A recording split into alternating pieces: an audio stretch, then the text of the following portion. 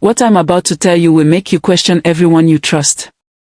This is the story of how a woman lost her best friend, her family, and nearly her life, all because she couldn't see the snake hiding among her closest circle. Her name was Osas, and she thought loyalty meant telling everyone everything. She was wrong. Dead wrong. Before diving into this story, don't forget to subscribe to the channel and turn on the notification bell to stay updated with more incredible African stories that will change how you see life forever. Now, let me take you to the bustling streets of Lagos, where Molu buses honk through endless traffic and street vendors call out their wares in melodic Yoruba. In this chaos lived two friends whose bond seemed unbreakable. Osas and Kem. If you saw one, the other was definitely nearby. That's what everyone said. That's what everyone believed. Osas was fire. Loud, passionate, the kind of person who would fight your battles even when you didn't ask. Kem. She was water. Calm, thoughtful, the one who listened to your problems at 2 a.m. without complaining. They grew up in the same compound in Suralia. Their mother sold fabric side by side at Baligan Market, gossiping in rapid Igbo while measuring Ankara cloth. From age 5, these girls were attached at the hip. When Kem's father died when she was 12, Osas didn't leave her side for weeks. When Osas failed JAMB twice and thought her university dreams were over, Kem tutored her every night until she passed with flying colors. They shared everything. Everything. Clothes, secrets, dreams, even boyfriends' phone numbers to check if they were cheating. They had never kept a single secret from each other. Never. Until Thursday morning, March 15th. The morning everything changed forever. Osas woke up to her phone buzzing like angry wasp. 17 missed calls. 17. All from Emeka, Nkem's younger brother. Her heart started pounding. Emeka never called this early. Something was wrong. Osas, thank God. Emeka's voice cracked through the phone. Have you seen my sister? What do you mean? Osas sat up in bed, suddenly wide awake. She's probably at work already. She glanced at her small alarm clock, 8:47 a.m. Nkem always left for her job at First National Bank by 7:30. Always. No, she's not. Emeka's voice was shaking now. She's gone, Osas. Her things are packed. She left a note. The phone slipped from Osas's hand, clattering against the concrete floor. She grabbed it quickly, her fingers trembling. That's impossible. She would have told me. She tells me everything. But even as she said it, something cold was settling in her stomach. A feeling she couldn't name. Osas threw on her clothes and rushed to Nkem's family compound, her mind racing. Maybe it was a confidential work assignment. Maybe her phone died. Maybe. When she arrived, she found Nkem's mother sitting on a low plastic stool, staring at a piece of paper in her hands. Her usually bright yellow girlie was crooked, and her eyes were swollen from crying. Mama, let me see, Osas said gently, kneeling beside the older woman. The note was short. Written in Nkem's careful handwriting. I have to go away for a while. Please don't worry. I will contact you when I can. Osas, I'm sorry I couldn't tell you. Please understand. Osas read it once. Twice. 3 times. Each time, the words became more impossible to believe. Sorry she couldn't tell her. They had spent the previous evening together, watching old Nollywood movies and laughing until their stomachs hurt. Nkem had seemed normal. Happy. They had planned to go shopping at Computer Village on Saturday. How could she just vanish? She took her passport, Emeka said quietly. And her savings account is completely empty. Completely. Osas felt like someone had punched her in the chest. Passport meant travel. Empty account meant planning. This wasn't sudden. This was calculated. How much money? Osas whispered. 800,000 naira. Everything she had been saving for her master's degree. The betrayal hit her like a Lagos downfall bus. Nkem had been planning this for weeks. Maybe months. While they were laughing together, sharing stories, making weekend plans, Nkem was secretly preparing to abandon her. Did she say anything to you? Nkem's mother asked, hope flickering in her tired eyes. Anything at all? Osas shook her head slowly. Nothing. She acted completely normal yesterday. We even talked about her birthday next month. The lie. The performance. How long had Nkem been pretending everything was fine while planning to disappear? How many times had she looked Osas in the eye and smiled while hiding this massive secret? That evening, Osas called Nkem's number obsessively. Ring, ring, ring. Straight to voicemail. Every single time. She contacted every mutual friend, every colleague from the bank, every distant relative she could think of. Nobody knew anything. It was like Nkem had simply evaporated. The betrayal cut deeper than any physical pain Osas had ever experienced. This wasn't just losing a friend. This was discovering that the person she trusted most in the world had been lying to her face. Days crawled by like wounded animals. Weeks stretched into a month of complete, devastating silence. Osas called Nkem's number every morning, even though she knew it would go straight to voicemail. She couldn't help herself. Each unanswered call felt like another slap across the face. The worst part. Life continued. Lagos traffic still moved. Market women still shouted their prices. The world kept spinning as if Osasa's heart hadn't been ripped out and stomped on. Maybe she was in some kind of trouble, their mutual friend Tope suggested one evening. They were sitting at their usual spot at Momaka's bukka, picking at plates of jollof rice and fried plantain. Maybe she was protecting you by not saying anything. Osa stabbed her rice with unnecessary force. Protecting me. We promise each other, no matter what happens, we face it together. I would have helped her with anything. Anything. Her voice cracked on the last word. She looked away, embarrassed by her own pain. Besides, she continued, her voice getting harder, colder, if she could plan to disappear for weeks without saying a word, then maybe I never really knew her at all. And that was when something inside Osas began to change. The hurt was transforming into something else. Something darker. If Nkem could erase their friendship so easily, then Osas would do the same. She started small. First, she deleted their WhatsApp chat. Years of conversations, inside jokes, late-night confessions, gone with a single tap. Then she moved to her photo gallery. Pictures from birthdays, random selfies, beach trips to Takwe Bay. Delete. Delete. Delete. She unfollowed Nkem on Instagram. Blocked her on Facebook. Removed her number from her contacts. But the hardest part was avoiding their places. The small salon where they got their hair done together every month. The roadside suya spot where they went every Friday night, arguing over whether beef or chicken was better. The corner shop where the old Hausa man knew exactly how they liked their pure water, not too cold, not too warm. Osa stopped going to all of them. Because everywhere she looked, there was a memory, and she refused to feel that pain anymore. If she can hide something like that from me, she told anyone who asked, then she was never truly my friend. But the anger was easier than the hurt. Anger had sharp edges. Anger felt like power. Had just felt like drowning. 3 months. 3 long months of radio silence. Osas had started to rebuild her life. New places to eat. New friends to hang out with. New routines that didn't include space for someone who had thrown away 15 years of friendship like yesterday's newspaper.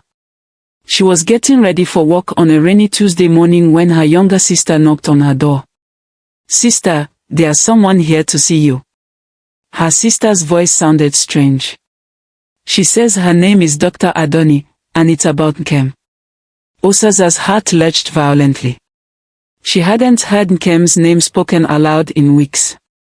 She walked to the parlor to find an elegant woman in her 50s. Expensive dress, kind eyes, but something serious in her expression that made Osaza's skin crawl with anxiety. "Please, sit down," Dr. Adoni said gently. "What I'm about to tell you will be difficult to hear, but you deserve to know the truth about your friend." Osaz remained standing, arms crossed defensively. "If this is about Nkem, I don't want to hear it." She made her choice. Dr. Adoni looked at her carefully, as if weighing something important in her mind. "Your friend didn't abandon you," she said quietly. "She saved your life." The words hit Osaz like a thunderbolt. Her legs gave out, and she collapsed into the nearest chair. What are you talking about?" "I run a specialized organization that helps young women escape dangerous situations. 3 months ago, Nkem came to me in a state of complete panic. She had discovered something that put not only her life at risk, but yours as well." The room started spinning. "That's impossible. Nkem works in customer service at the bank. She processes transactions. What could she possibly discover that was dangerous?" Dr. Adoni's expression grew grim. "Large sums of money. Moving in patterns that didn't make sense. Your friend has a sharp eye for details, and she started noticing irregularities in certain high-profile accounts." Osaz felt ice in her veins. "What kind of irregularities?" "Money laundering. On a massive scale. Connected to politicians, oil executives, people who don't hesitate to eliminate anyone who threatens their operations." The buko meal Osaz had eaten earlier threatened to come back up. But why didn't she just report it to the police? To her manager? To someone? Dr. Adoni shook her head slowly. Because she quickly discovered that some of those authorities were involved. When she tried to access more information, she triggered security protocols. Her supervisor confronted her, and from his reaction, she realized she had stumbled into something much bigger than she thought. Osaza's hands were shaking now. "So she just ran. Without telling me any of this. She wanted to tell you. She begged me to let her explain everything to you first. But we had intelligence that you were already being watched."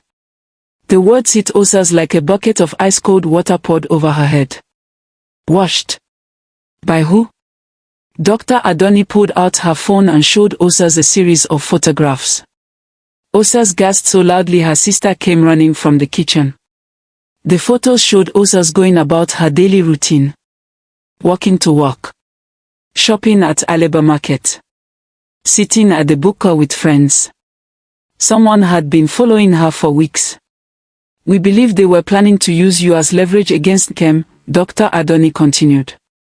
"The only way to protect you both was for her to disappear completely, making it seem like she had abandoned her investigation and fled the country." Osa stared at the photos, her entire understanding of the last 3 months crashing down around her. All this time, she had been angry at Nkem for betraying her, when in reality, Nkem had sacrificed everything to keep her safe. The tears came without warning.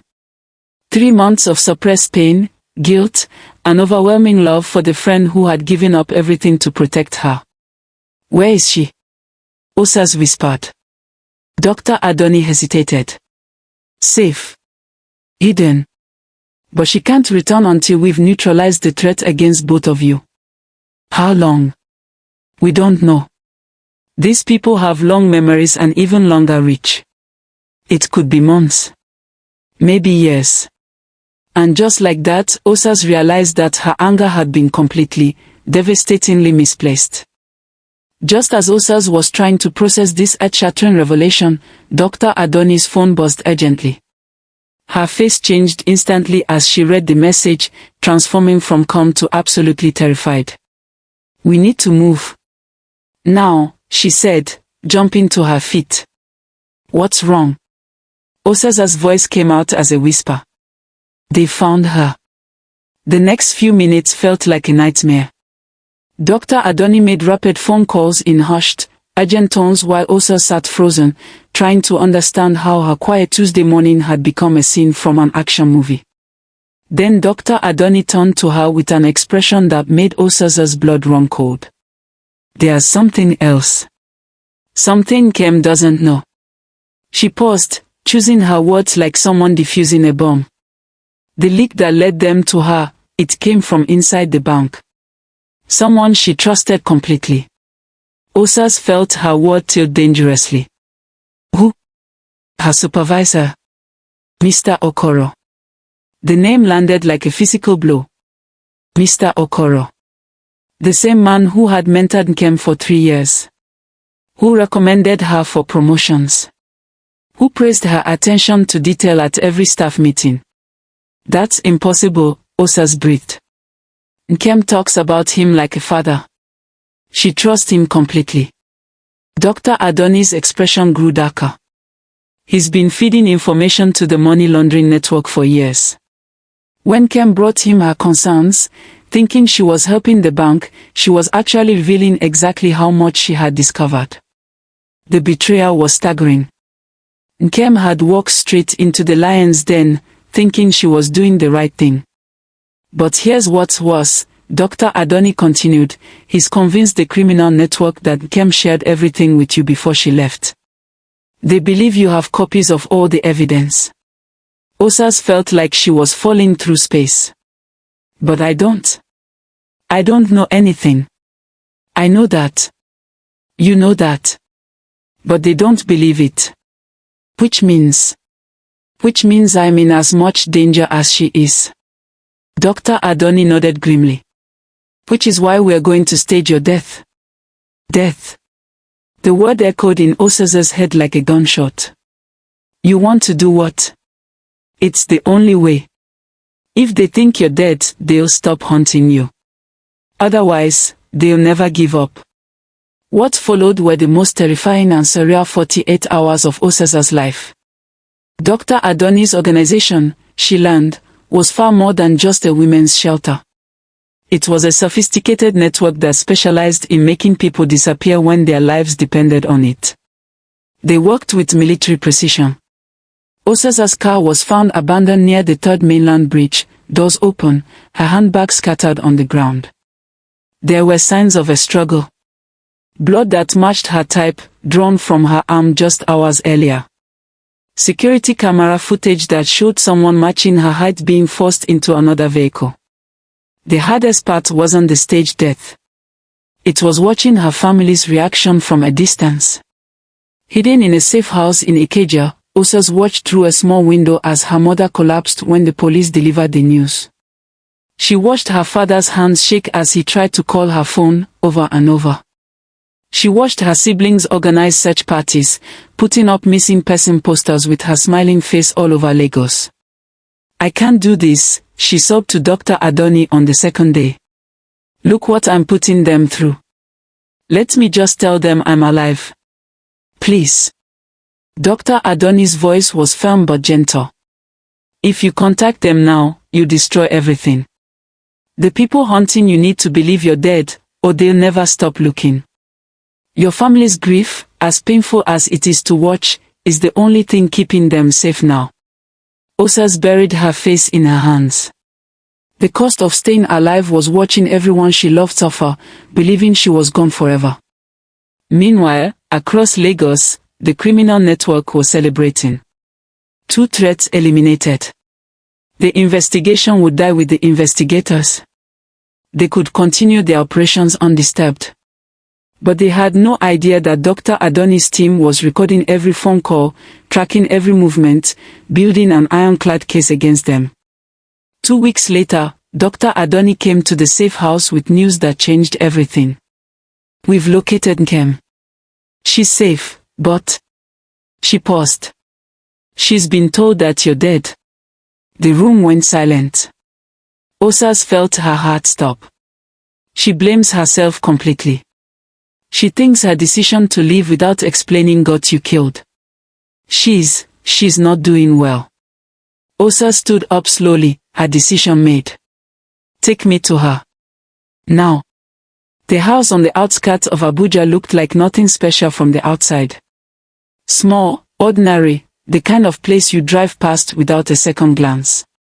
But inside those walls was the person Osa's had been missing like a physical ache for 4 months.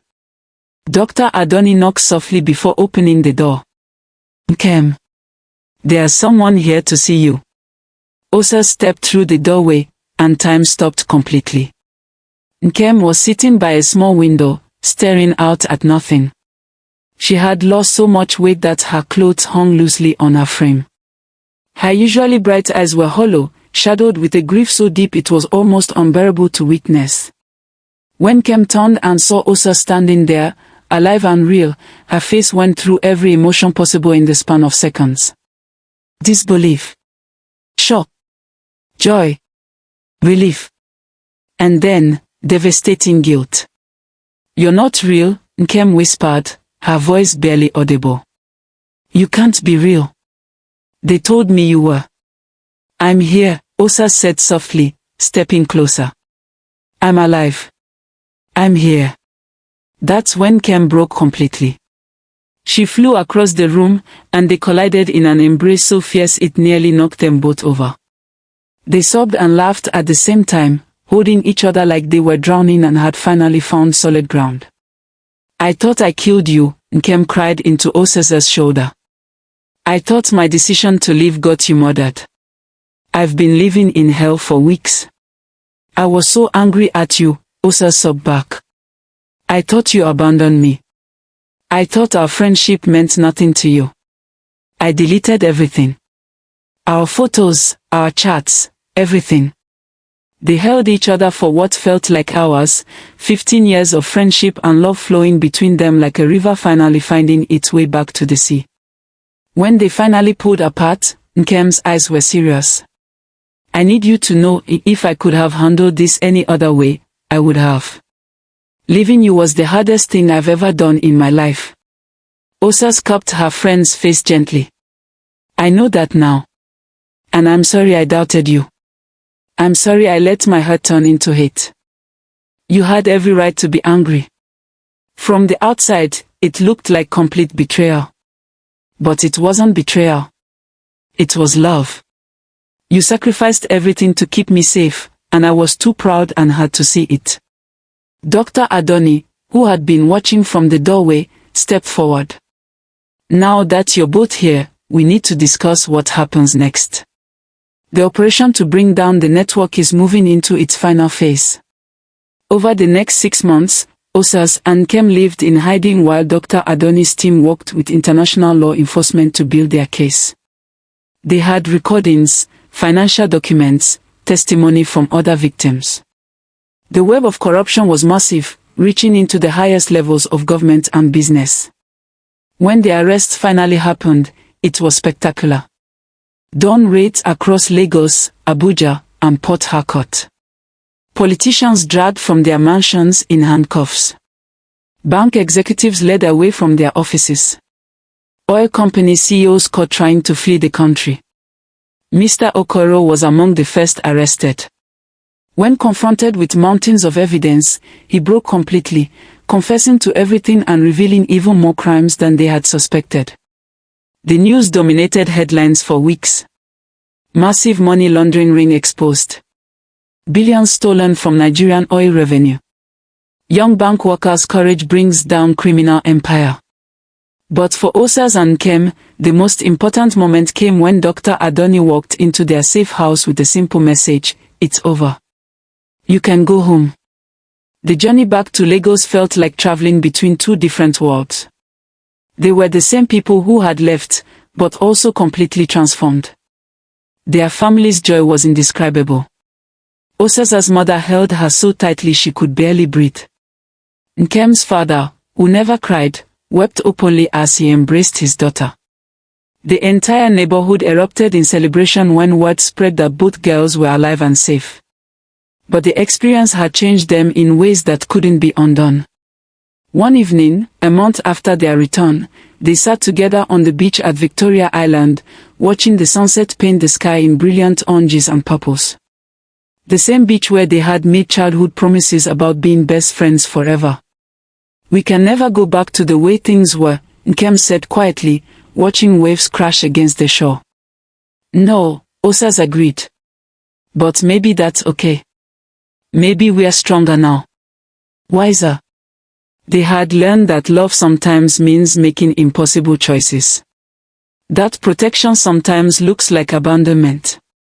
That trust isn't just about sharing every secret, it's about believing in someone's love even when you can't understand their actions. "Promise me something," Osa said, turning to face her friend. "Anything. Next time you need to save my life by breaking my heart, give me some kind of sign. Something only I would understand." Nkem laughed, the first truly carefree laugh Osas had heard from her in almost a year. "Deal. But let's pray to God there won't be a next time." As they walked home together, their laughter mixing with the sound of evening traffic and distant music from a nearby bookstore, they knew that whatever came next, they would face it together. Their friendship had been tested by the ultimate trial and emerged not unscathed, but unbreakable. Sometimes the greatest act of love is letting go. Sometimes the deepest trust is believing in love even when you can't see it. And sometimes, what breaks you also teaches you how to rebuild, stronger, wiser, and with a heart that understands the true meaning of sacrifice.